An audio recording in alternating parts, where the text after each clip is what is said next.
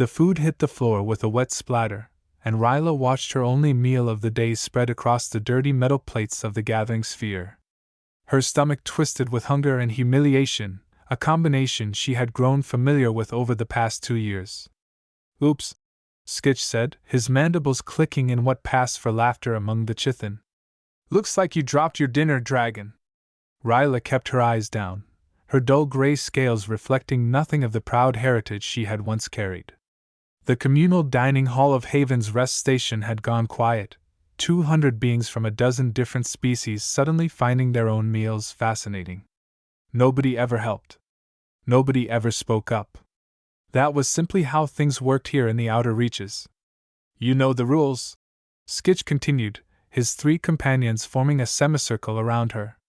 "You owe us for this week's protection fee.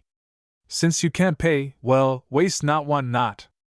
Ryla's claws dug into her palms. She could feel the fire building in her chest, the ancient rage of her people. But she was alone. The Chithin numbered in the hundreds on this station.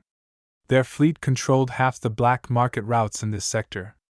She was one exhausted refugee working 16-hour shifts just to afford a corner in the maintenance tunnels. "Eat it," Brel hissed, gesturing at the spilled nutrient paste with one of his blade arms. "From the floor. Like the animal you are." Slowly, Ryla began to kneel. She had learned not to fight back. Resistance only made them hurt her worse. At least this way, she would have something in her stomach tonight. At least this way, she would survive another day. David Reed had been watching from his table near the back wall. He had arrived at Haven's Rest 3 days ago, just another human cargo hauler trying to make a living in the frontier stations. Nobody paid much attention to humans out here. They were considered soft, weak, too sentimental for the harsh realities of deep space. He watched the young Draconic lower herself to the ground. Watched her start to lap up the spilled food while the Chithin laughed. Watched as every single being in that hall turned away, pretending not to see.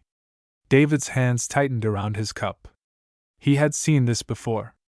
Different planet, different bullies, same story.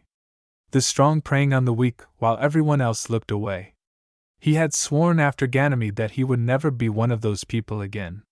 Never just stand by and watch. But he had also learned to be smart. Rushing in without information was a good way to get killed and help nobody. He stood up slowly and walked to the serving counter where Quinn, the elderly Lumen station manager, was organizing inventory. The crystalline being glowed with a soft blue light that dimmed when David approached. "That happen often?" David asked quietly. Quinn's facets shifted, the Lumen equivalent of a sad nod. "Every few days for the past 2 years. The girl has no family, no clan, no protection. The Chithin control most of the station's real power. Security looks the other way. Why doesn't she fight back? Draconics are supposed to be warriors." "She's alone," Quinn said. "What can one person do against hundreds? She tried fighting when she first arrived. They beat her so badly she couldn't work for a month. Nearly starved. She learned to submit." David looked back at the scene. Ryla was still on her knees. The Chithin had lost interest and were walking away, leaving her to her degradation. "Those 4, David said. "They the leaders? Skitch runs their protection racket. The others are his enforcers. They're connected to the Chithin Hive Fleet. Nobody touches them." "Nobody?" David asked. Quinn's light flickered with something that might have been warning. "I've seen strong beings try to stand up to them. The Chithin have broken them all. They control the food supplies, the security contracts, the docking permits. Cross them and you'll find yourself floating home in an emergency pod, if you're lucky." David nodded slowly, filing away the information. He watched Ryla finish eating and stumble away toward the maintenance corridor, her shoulders hunched, her tail dragging on the floor. "Thanks for the information," he said to Quinn. "Don't do anything foolish, human. The galaxy has enough martyrs already." David didn't respond. He had learned a long time ago that doing the right thing often looked foolish to people who had grown comfortable with injustice. Over the next 3 days, David asked questions. He bought drinks for lonely traders and listened to their complaints. He helped a whisper merchant fix her cargo loader and learned about shipping schedules. He played cards with off-duty security officers and discovered which ones were on the Chithan payroll. He learned that Ryla had been the only survivor when her colony transport was destroyed by raiders. Learned that she was probably nobility, based on her scale patterns, though she never spoke of it. Learned that she worked the worst shifts in waste recycling, earned barely enough to survive, and had every credit stolen by the Chithan through their protection racket. He learned that Haven's Rest was rotting from the inside, that fear had replaced law, and that everyone knew it but felt powerless to change it. On the fourth day, David found Ryla in the maintenance tunnels during her sleep cycle. She was curled in a corner, her scales so dull they looked almost brown in the dim light. A thin blanket and a broken data pad were her only possessions. "Go away," she said without opening her eyes. "I don't need your pity." "I'm not offering pity," David said, sitting down against the opposite wall. "I'm offering a job." That got her attention. One amber eye opened, suspicious and tired. "I run cargo," David continued. "Small stuff, legitimate goods. I need someone who can do basic repairs and loading. Pay is fair, meals included, sleep in a real bunk on my ship." "Why?" Ryla asked. The question was sharp, cutting. "Why would you help me?" "Because I need the help," David said simply. "And because what happened in that dining hall was wrong." "Wrong happens everywhere," Ryla said, closing her eye again. "Get used to it." "No," David said quietly. "I don't think I will." He stood up and placed a protein bar on the floor near her. "Real food expensive out here. Job offer stands. Think about it." As he walked away, he heard her whisper behind him, so quiet he almost missed it. "Thank you?" David didn't turn around. He had taken the first step. Now he needed to plan the next ones carefully. Because he had learned something else during his 3 days of observation. The Chithan were bullies. And bullies always underestimated people who fought back. Ryla showed up at David's cargo ship the next morning, standing at the bottom of the loading ramp with her few possessions in a worn bag. She didn't say anything, just waited with her arms crossed and her expression carefully neutral. David looked up from the engine panel he was working on and smiled. "Decided to take the job?" "Decided I'm tired of eating recycled protein paste," Ryla said. "Don't think this means anything." "Wouldn't dream of it," David said, tossing her a tool belt. "Can you calibrate a gravity compensator?" Ryla caught the belt one-handed. "I can rebuild one from scrap." "Then you're already worth what I'm paying you." They worked in silence for most of the morning. David watched her from the corner of his eye, noting how her movements grew more confident as she lost herself in the work. Her hands were steady and skilled despite the scars on her scales. When she smiled at getting a stubborn coupling unstuck, her teeth showed sharp and white. During their meal break, David pulled out 2 packets of real food, not the synthetic stuff most stations served. Ryla stared at the grilled protein and vegetables like she had forgotten such things existed. "Where did you get this?" she asked. "Earth imports," David said. "Costs extra but worth it." Ryla ate slowly, savoring every bite. David pretended not to notice the tears at the corners of her eyes. "My mother used to make something like this," she said quietly. "Before the transport was attacked. Want to talk about it?" "No." "Fair enough."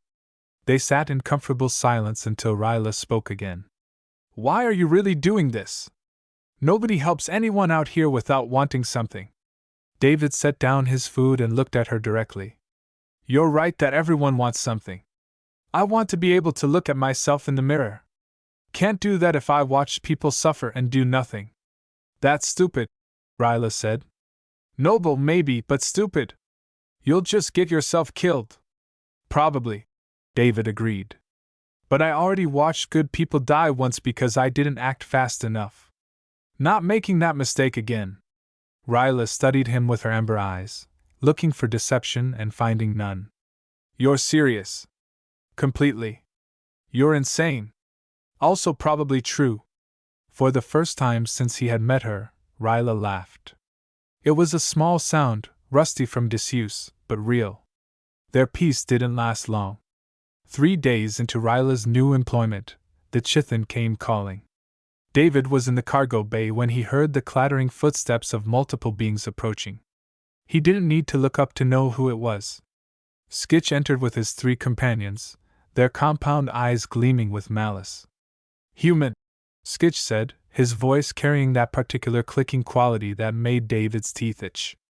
"We need to have a conversation about our property." "Don't see any property here," David said calmly, continuing to secure cargo containers. "Just my employee." "The dragon belongs to us," Brel hissed. "She owes us 2 years of protection fees." "Protection from what?" David asked. "From you?" Knox, the largest of the 4, stepped forward. "You're new here, human. You don't understand how things work. The dragon is ours. Hand her over and we'll forget you interfered." David finally looked up, meeting their eyes with a steady gaze. "Here's how things are going to work instead. Ryla is my employee.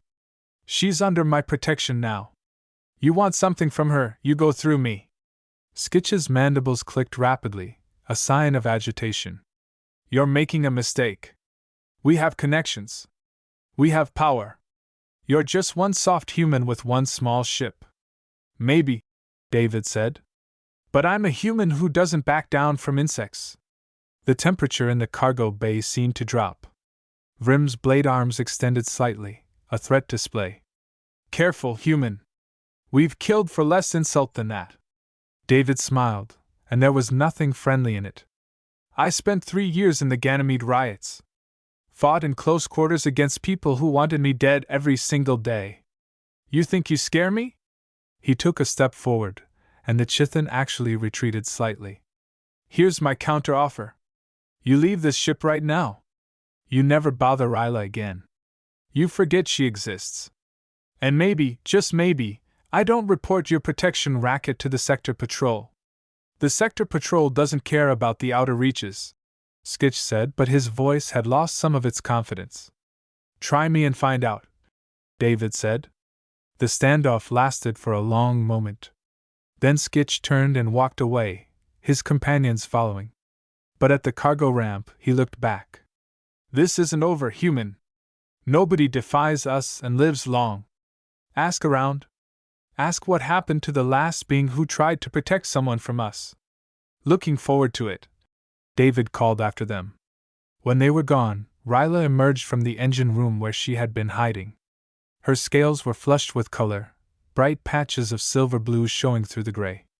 "You shouldn't have done that," she said, but her voice shook. "They'll kill you. They'll sabotage your ship, poison your food, bribe security to space you." "Let them try," David said. "You don't understand. 2 years ago, a Lumen traitor tried to help me. They broke every facet in his body and left him to die in the medical bay. Nobody stopped them. Nobody even investigated." David walked over to her and put a hand on her shoulder.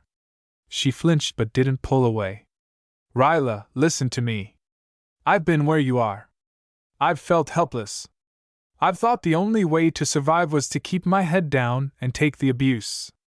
But I learned something important." "What?" "Bullies only have power if everyone's too afraid to stand up. The moment someone fights back, really fights back, their whole system starts to crack. One person can't change anything," Ryla said. "One person can inspire others," David said. "You'd be surprised how many people are just waiting for someone else to go first." Over the next week, David made good on his promise. He befriended Drift, a whisper merchant who had been paying protection money for 5 years. He helped Prism, a young Lumen, repair her family's shop after the Chithan vandalized it. He bought drinks for frustrated security officers who hated what their chief made them ignore. Slowly, carefully, he built a network of people who were tired of being afraid. Ryla watched him work with growing amazement. Her scales grew brighter each day with proper food and rest. She started standing straighter, speaking louder, remembering who she had been before fear had crushed her spirit. One evening, As they sat in the observation deck watching ships come and go, Ryla finally asked the question that had been bothering her. When the Chithan come for you, and they will, what's your plan? David looked at her and smiled. Simple. I'm going to make them regret they ever heard of Haven's Rest. How? By doing what humans do best, David said. I'm going to make sure everyone's watching when I knock them down. The sabotage came on day 9. David found his primary fuel line cut, a clean slice that would have vented his entire tank into space if he had launched. Professional work, meant to look like an accident. He didn't report it. Instead, he fixed it himself and waited.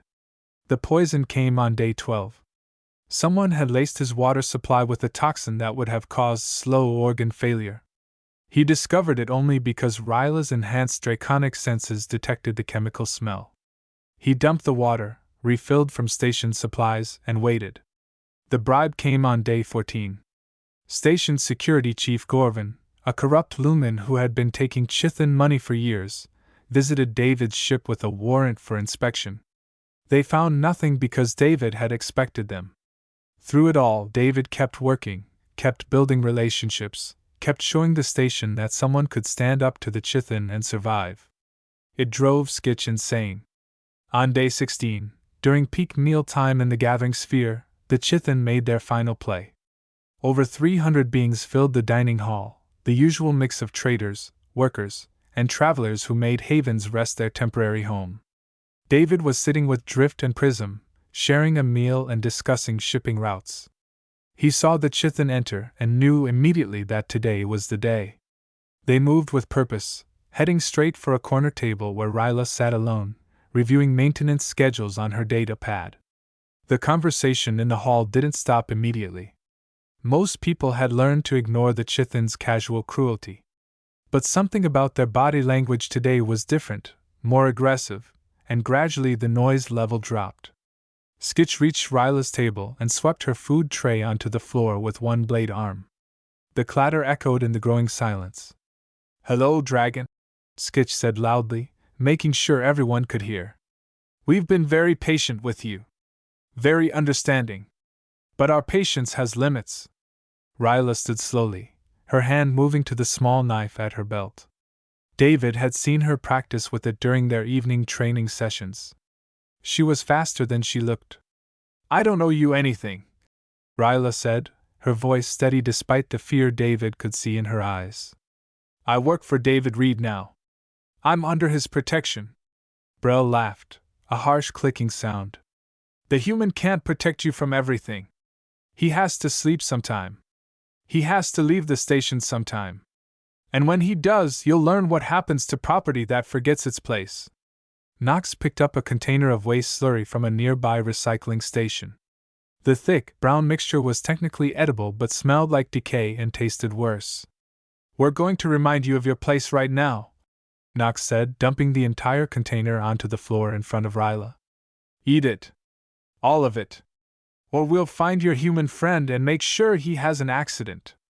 A fatal one. The hall had gone completely silent now. 300 beings watched, most with expressions of pity, some with disgust, none with the courage to intervene. Ryla looked at the spilled slurry, then at the Chithan, then at the watching crowd. David saw her shoulders slump, saw the light dim in her eyes. She was going to do it. Going to kneel and eat garbage to protect him. He couldn't let that happen. David stood up from his table and handed his drink to Drift. Hold my beer, he said. Drift, who had never seen a beer and didn't understand the reference, took the cup with a confused shimmer of light. What's a beer?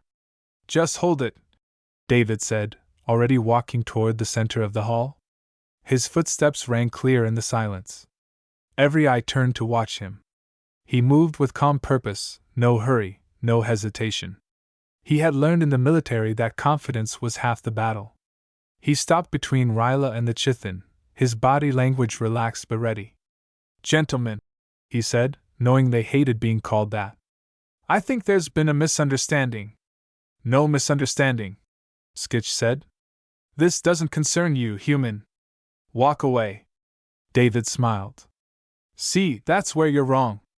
Ryla is my friend. That makes this very much my concern. He turned to address the crowd, raising his voice so everyone could hear. For 2 years you've all watched this happen. Watch these insects terrorize someone who never hurt any of you. Watch them extort, threaten, and abuse anyone too weak or too alone to fight back. Faces in the crowd shifted uncomfortably. David saw shame, anger, fear. And why? David continued. Because you were afraid. Because you thought if you kept your heads down, they'd leave you alone. Because one person can't make a difference, right? He turned back to Skitch. I'm going to give you one chance. Apologize to Ryla. Leave this station. Never come back. Do that, and we can all walk away from this. Skitch's mandibles clicked, and what David had learned was laughter. Or what, human? You'll fight all 4 of us. You're unarmed. You're alone. You're soft. 3 things? David said, holding up fingers. First, I'm not unarmed. I've got 2 fists and more pain tolerance than you can imagine. Second, I'm not alone. Not really. And third, soft doesn't mean weak. Skitch's blade arm lashed out without warning, aiming for David's throat. It was a killing strike, meant to end the confrontation before it began. David's hand shot up and caught the blade mid-swing. The sharp edge bit into his palm, drawing blood, but his fingers clamped down and held firm. The pain was intense, white-hot, exactly the kind of thing that should have made him let go. He didn't let go. The entire hall gasped. Chithan blades could cut through metal. They had seen them slice through doors, weapons, armor. David's hand was bleeding freely now, but his grip never wavered. He pulled Skitch close enough that their faces almost touched. Pain tolerance, David said quietly, so only Skitch could hear. Humans have it in abundance. We evolved on a death world. We're persistence hunters. We don't give up just because something hurts. Then, louder, for everyone to hear. Your move, insect. All 4 Chithan attacked at once. Blade arms slashed from multiple angles. Acid spit flew toward David's face. Mandibles snapped for his limbs. And David fought back. He wasn't trained in alien combat styles. He didn't have fancy weapons or armor. What he had was 3 years of brutal close-quarters fighting on Ganymede, where hesitation meant death and mercy was a luxury nobody could afford. He used their own momentum against them, letting Vrim's wild slash carry the Chithan past him and into Brel. He ducked under Nox's blade and drove his elbow into the joint where the Chithan's exoskeleton was weakest. The crack echoed through the hall. Skitch came at him again, both blades extended. David grabbed a fallen meal tray and used it as a shield, deflecting one blade while his fist found Skitch's compound eye. The Chithan screamed. David woke in the medical bay with every muscle screaming. His right hand was wrapped in regenerative bandages, his ribs were taped, and someone had stitched a cut above his left eye. But he was alive, and according to the medical display above his bed, he would heal completely. You're an idiot, Ryla said from the chair beside his bed. Her scales were brilliant silver blue now, catching the light like polished metal. She had been crying, he realized. Dragons could cry. Yeah, David agreed, his voice rough. But I'm an idiot who won. You could have died. All 4 of them were trying to kill you. But they didn't, David said. That's what matters. The door opened and Quinn floated in, his crystalline body glowing with agitation. There are 63 beings outside who want to see you. Security is trying to keep order, but it's chaos out there. Good chaos or bad chaos? David asked. Good, I think, Quinn said. They're bringing gifts. Food, medicine, credits. Some are volunteering to testify against the Chithan for crimes going back years. David tried to sit up and immediately regretted it. Ryla pushed him back down with surprising gentleness. The Chithan fled the station 2 hours after the fight, Quinn continued. Skitch's eye is permanently damaged, Nox's blade arm is shattered, and all of them are marked as criminals by station security. Chief Gorvin tried to arrest you, but the crowd nearly rioted. He's been removed from his position. I'm appointing a new chief today, Someone who actually cares about justice. See? David said to Ryla. Told you one person could make a difference. Over the next 3 days, Haven's Rest transformed. Without the Chithan's protection racket, legitimate businesses flourished. The black market routes dried up as honest traders took over. People walked through corridors without fear for the first time in years. But David knew it wasn't over. The Chithan had fled, not surrendered. They had connections to their hive fleet, and insects held grudges. On the 4th day, the message arrived. It came through official channels, flagged as high priority, addressed to Haven's Rest Station Authority. Quinn read it aloud in the station command center, with David and Ryla present. From Hive Commander Zewix of the Chithan 3rd Fleet. The station Haven's Rest has harbored criminals who assaulted Chithan citizens. The criminals must be surrendered for trial. If compliance is not immediate, the 3rd Fleet will enforce Chithan justice. You have 6 days. They're coming with warships, Ryla said quietly. 20 ships minimum, maybe more. We can't fight that. No, David agreed. We can't. Not alone. He stood up, his ribs still aching but functional. Quinn, I need access to your long-range communications array. What are you planning? I'm going to call in some favors, David said. And make some new friends. The first call went to the human merchant fleet operating in the sector. David had served with some of their captains during his military days. They owed him nothing, but he asked anyway. This is David Reed, formerly of the 3rd Marines. I'm at Haven's Rest Station. We've got Chithan warships incoming, and we need help. No payment, no profit, just doing the right thing. If you're interested, you've got 6 days to get here. The second call went to Ryla's people. She had been reluctant at first, ashamed of how far she had fallen, but David convinced her. This is Ryla, daughter of General Roth of the Draconic Enclaves, she said, her voice shaking but determined. I know I abandoned my heritage. I know I have no right to ask. But there's a human here who showed me what honor really means. He stood up for me when nobody else would. Now he needs help. The Chithan are coming, and we're asking the Draconics to remember what it means to protect the weak. The third call went to the Whisper Merchant Collectives, the Lumen Peacekeepers, even the gaseous flows who rarely involved themselves in solid matter conflicts. Each time, the message was the same. Help us. Not for profit, not for politics, but because it's right. Then they waited. Day 1 passed with no response. David spent the time helping organize the station's minimal defenses, knowing they would be useless against a fleet but needing to do something. Day 2 brought the first reply. 3 human cargo ships diverted course, their captains remembering the Marine who had saved their lives during a pirate raid years ago. Day 3 brought a Whisper merchant vessel, its captain Drift's cousin, outraged by stories of Chithan extortion. Day 4 brought something unexpected. 2 Draconic scout ships dropped out of hyperspace and requested docking clearance. When Ryla went to meet them, she found warriors in full ceremonial armor. Lady Ryla, the lead warrior said, kneeling. Daughter of the general. We thought you were dead. I was, Ryla said softly. In every way that mattered. Until a human reminded me how to live. The warrior stood and looked at David, who was watching from the docking bay entrance. Your human fought for Chithan alone to defend your honor? He fought them to defend me, Ryla corrected. Not my honor. Me. The person, not the title. The warrior studied David for a long moment, then nodded. General Roth would approve. We stand with you. Day 5 brought more ships.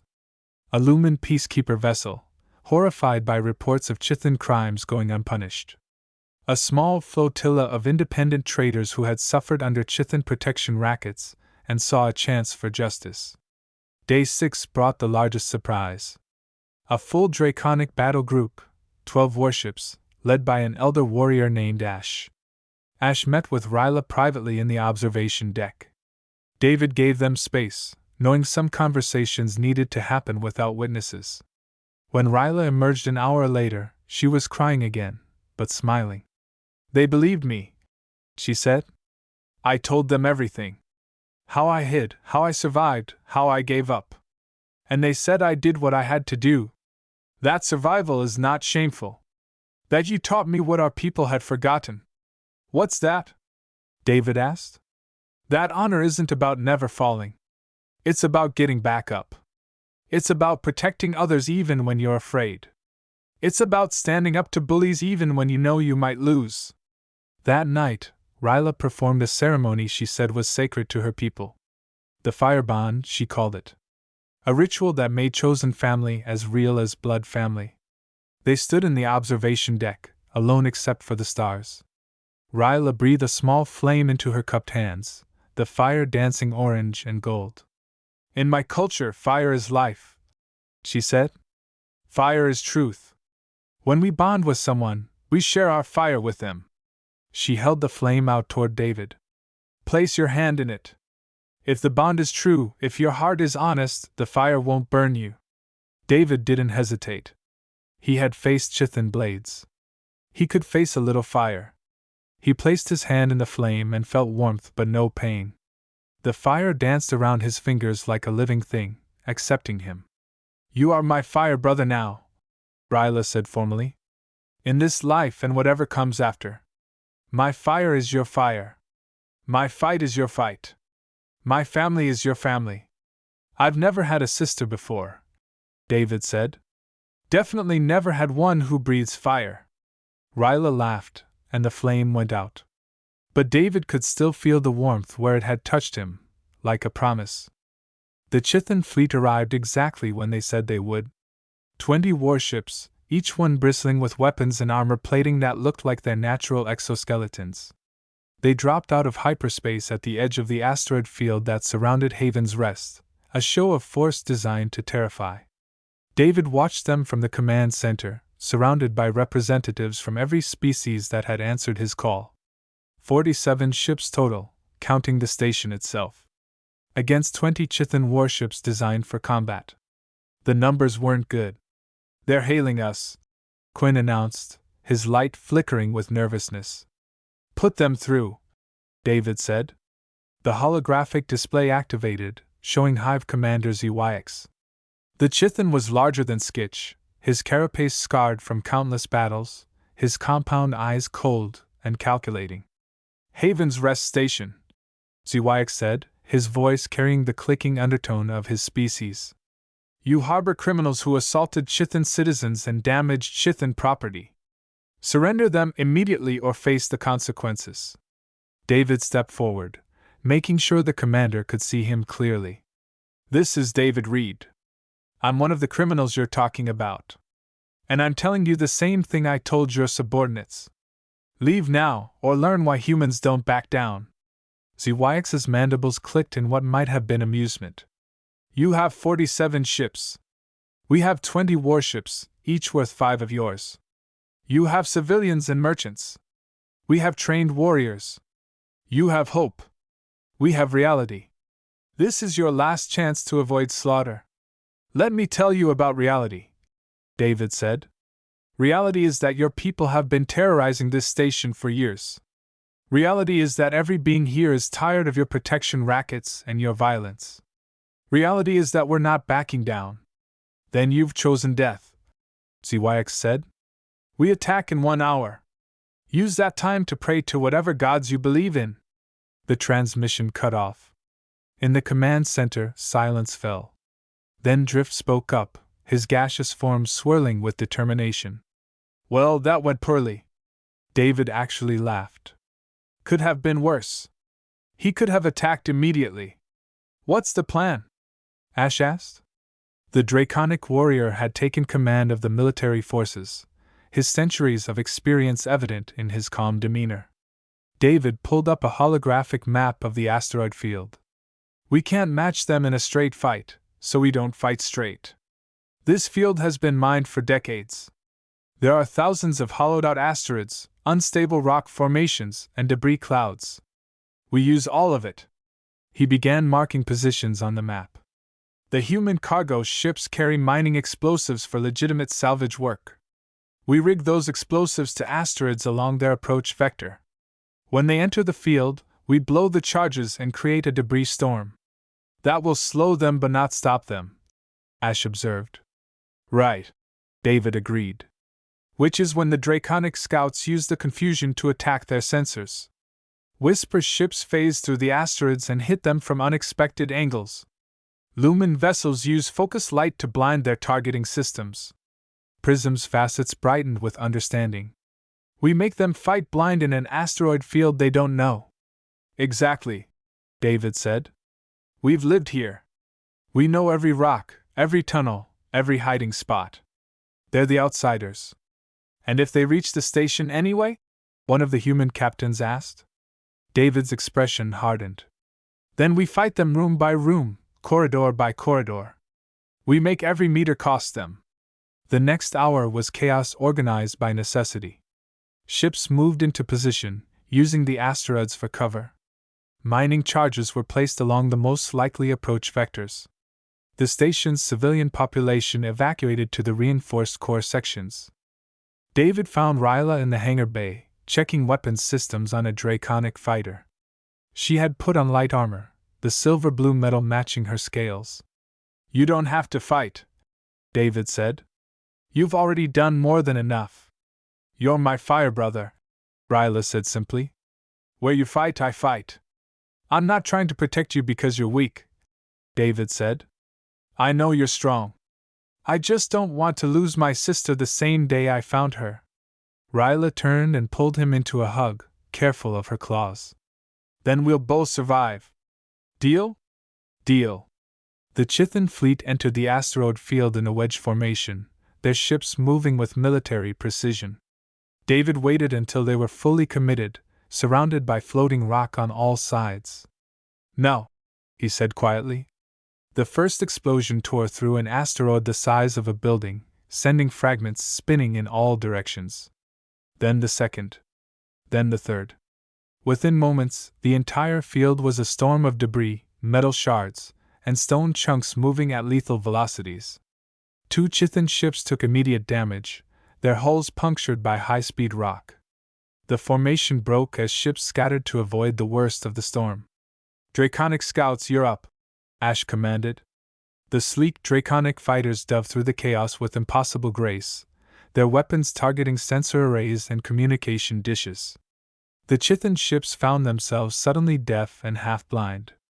Whisper fleet, engage, Drift added. The Whisper ships simply stopped existing in normal space, phasing into a dimension where solid matter didn't apply. They emerged inside the Chithan formation, their exotic weapons ripping into engine sections and weapon ports before phasing out again. The Chithan tried to regroup, tried to bring their superior firepower to bear, but they were fighting an enemy that refused to stand still. Every time they locked onto a target, it vanished behind an asteroid. Every time they cleared a firing lane, another explosion filled it with debris. But they were learning, adapting.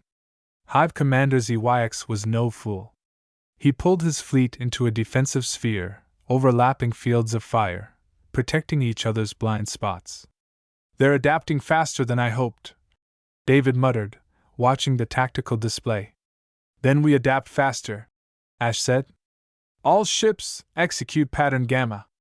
Show them what desperation looks like. The defending fleet attacked from every angle at once, abandoning coordinated tactics for pure chaos.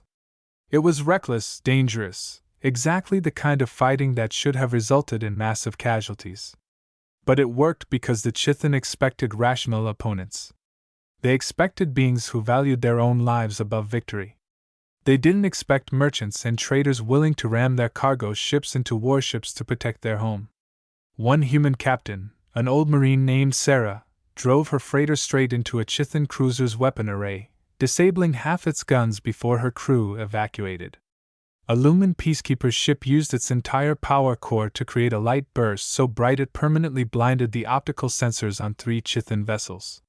Slowly, impossibly, the tide began to turn. They're pulling back, Quinn announced, unable to believe what the sensors showed. The Chithan are retreating to the edge of the field. But David didn't celebrate. He was watching Hive Commander ZYX's flagship, seeing the weapon ports opening on its belly. "Everyone get clear," David said urgently. "Now." The plasma cannon fired a moment later, a beam of superheated matter that carved through asteroids like they were vapor. It missed the station by barely a kilometer, the heat from its passage making hull plates groan. "He's willing to destroy the station," Ash said. "He doesn't care about capturing it anymore. This is about punishment." David made a decision he had hoped to avoid. "Quinn, send a message on all frequencies. Tell him I'm willing to surrender myself if he leaves the station alone." "No," Ryla said immediately. "Absolutely not. It's the only way to save everyone else. It's the only way to die pointlessly," Ryla snapped. "And I didn't bond with you so you could throw your life away." Before David could respond, the sensors screamed a new warning. Ships were dropping out of hyperspace, lots of them. 15 human warships emerged from hyperspace in perfect formation. Not cargo haulers or merchant vessels, but actual military ships from the Earth Defense Fleet. Behind them came a draconic battle fleet, 30 ships strong, their hulls marked with the insignia of the Royal Guard. And behind them, to everyone's surprise, came representatives from a dozen other species. Lumen peacekeepers, Whisper defense forces, even 3 ships from the neutral gaseous flows who never involved themselves in conflicts. David stared at the tactical display, unable to process what he was seeing. "Did you call them?" he asked Quinn. "I sent messages," Quinn admitted. "Told them what you did. Told them about a human who stood up to bullies when nobody else would. Told them about beings from different species working together to protect each other. I didn't think they'd actually come." On the Chithan flagship, Hive Commander ZYX was having similar thoughts. His 20 warships suddenly looked very small against a combined fleet of nearly 90 vessels. The lead human warship hailed Haven's Rest. The hologram showed a woman in her 50s, her uniform marking her as Admiral Chen of the 3rd Fleet. "This is Admiral Chen to Haven's Rest Station. We received a very interesting message about a Marine who decided to make a stand against tyranny. David Reed, I believe?" David stepped forward, saluting automatically despite being out of uniform for years.